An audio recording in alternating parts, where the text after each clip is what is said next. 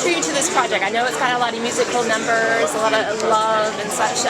What drew you to it? You know, education, arts and education, innovative, imaginative teachers, music as a learning tool, all the things that I value and feel to be, you know, extra important. Do you sing in it?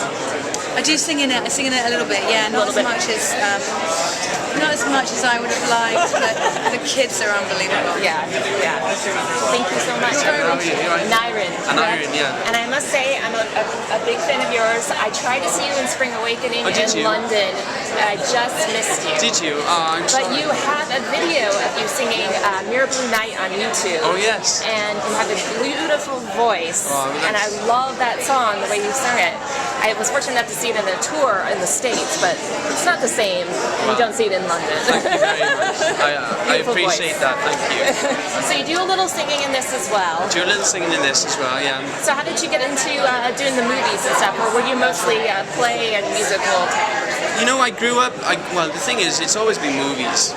Okay. Really. You really wanted to do it. Yeah, you know, when I grew up in deep within the mountains, watching movies with my grandfathers and my family, and that really was the love letter that was given to me, you know, in life, I suppose, where that's something that I really connected with.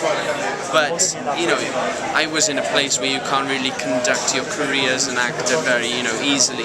So I had to find resources. So I went to a youth theatre where I did a lot of musicals, and I found a voice, and then I was off, you know, I was at a place where I could have gone off into the music industry if I wanted to, but it's always been acting.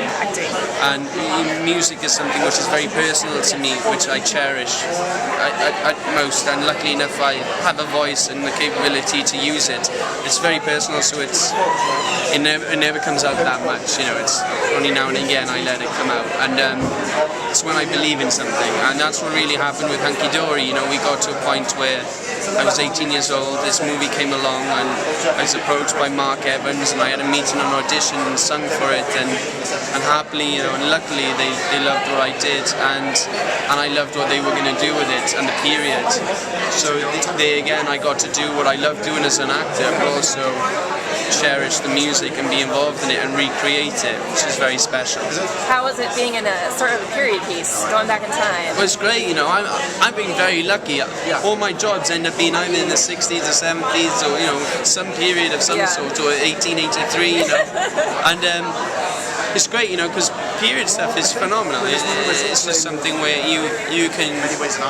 Some people hate memories, some people hate going back in time. I love it. You know, I love getting back there and reliving these moments, because of course we have to move forward in life and we have to create our future and, you know, all that stuff. But we can take the old stuff with us as well. Yeah.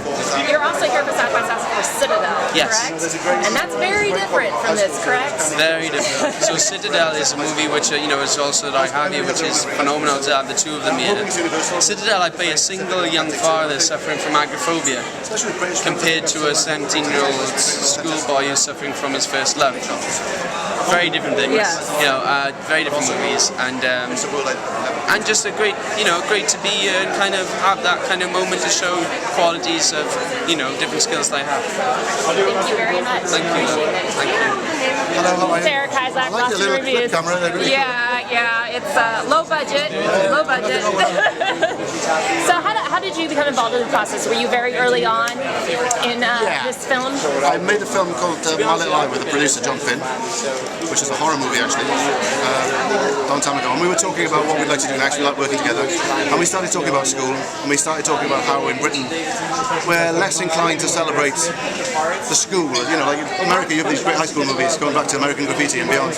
We don't do that so much, so we thought it'd be nice to do that. And then we talked about how important and integral the British love of music is really, and how we've got all this great music, which again doesn't always get celebrated so often. So we put the two things together, and that was the idea, that was the discussion, and it was a process of writing that with a writer, but also it was kind of therapy in a way. Because what do you do? You talk about your school days, you talk about your music, so it became a lovely process. So how did you choose the time period? Well, that was basically, John said, look, the producer said, the reason we don't do this kind of movies is because we don't have the weather really. Right, we don't get to drive to school with the top down like you Americans. So, maybe not here in Austin, I don't know. But, and 76 was our driest summer in living memory. Oh, okay. It was a drought, right? So if you say 76 to a British person, they all go, oh, the drought. Okay. So that gave us a kind of starting point, and then we started to look at that year and thought, well, 76 is quite interesting in a way. By 77, things have changed a lot. I mean, it was the last year I was in school as well, so it kind of, you do think your last year at school is the end of an era because it's an end of an era for you, but actually so it was. Because 77 punk had started, 77 Elvis had died. The world was kind of changing in Britain, so Britain was changing, I don't know about the world, but so 76 seemed a really good starting point to explore. Thank you so much. My pleasure.